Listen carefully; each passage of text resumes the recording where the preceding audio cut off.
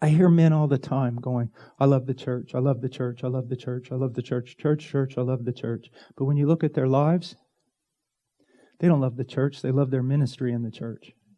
There's a big difference. It's a tremendous difference. How much do you love the church? I'll tell you how much you love the church. How much do you love the most difficult, non-growing believer in your congregation? That's how much you love the church.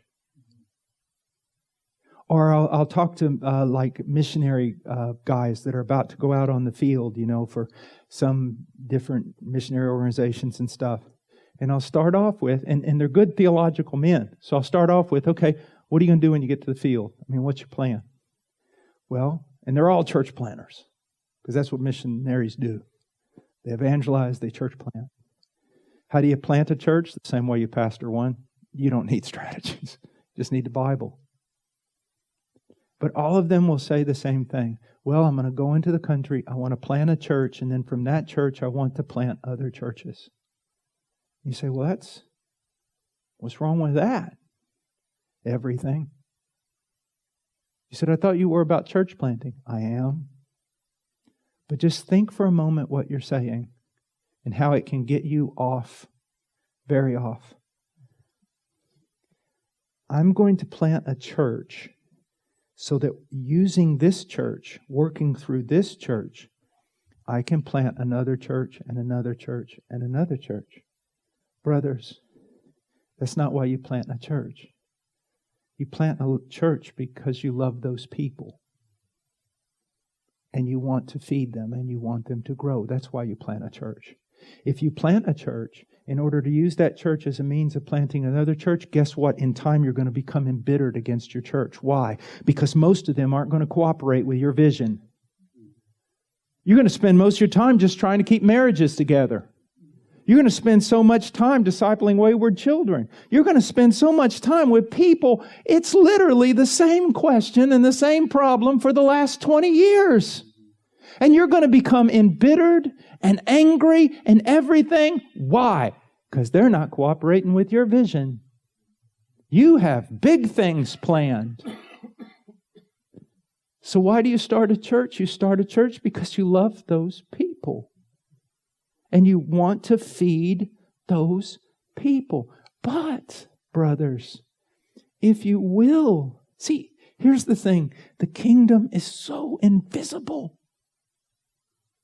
It's so unapparent that if you will, I guarantee you, a man who has pastored 50 people, faithfully, loving them, preaching the truth to them, rebuking them, visiting them in the hospital, encouraging them, saving them time and time again, that in the end, his life will have impacted the kingdom of heaven far more than the visionary.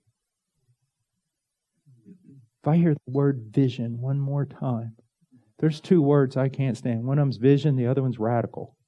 I don't like either one of those words.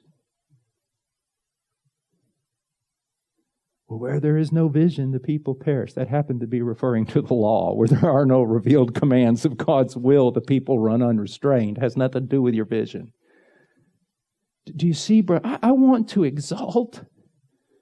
I want to so exalt, because it's biblical to do so, the position of a pastor. But with that exaltation of that ministry, to also demonstrate how fearful it is. It is a fearful thing. And I see so-called pastors throwing people into the ministry. Throwing people to the mission field. Laying their hands on people as though they fear not God. They're the same they're not like Uzzah trying to steady the ark. They're wanting to peer inside. And so just look at this. You're going to be held accountable for the way you treat the bride of him who comes from Bosna. The one whose robe is covered in blood. And at least part of that blood's from his enemies. You're responsible for his bride. And sometimes I am so amazed on how the Lord will test me And it's frightful in that you're tired and all these, big important speakers all want to go to dinner and you haven't had any fellowship. You've been pouring yourself out for 4 days in a conference and here's all your heroes going to dinner. And then all of a sudden, some little man who just came to the United States from Ghana comes up to you and goes, I really need help. Can I talk to you? And you're like, and you're making a choice right there. And it's Christ who's laying it before you. You're going to minister to me? Or are you going to go eat with the big boys? What are you going to do? Do you see? He's done that to you, hasn't he? Every difficult person, every person who doesn't contribute to your ministry but holds you back, every person that wastes your time, what are you going to be? What are you going to be?